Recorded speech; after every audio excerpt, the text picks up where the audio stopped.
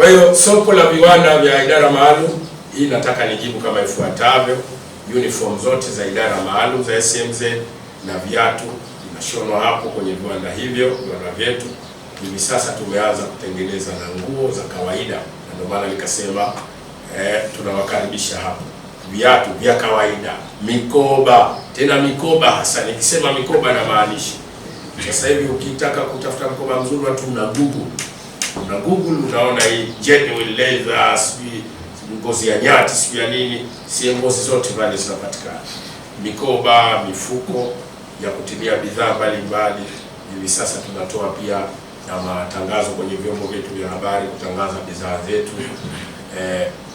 Na nataka ni maana hapa unisema ni kwa kiwango gani,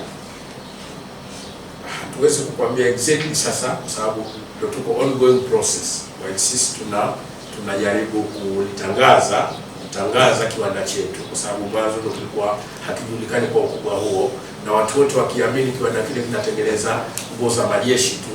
Lakini sasa na bahati nzuri expert tunao majeshi, tunao expert kutoka uraiani pia, nao tunashirikiana nao katika kutengeneza kile. Tena nataka nikwambie, mtaniambia, mtasema Mheshimiwa Waziri kumbe hakututania.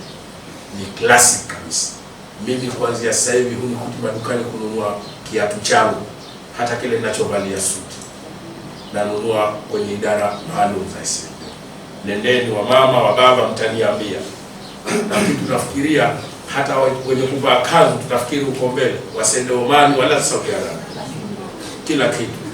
Na kwa hiyo nataka niwatoe hofu kwenye hilo, Mungu akipenda.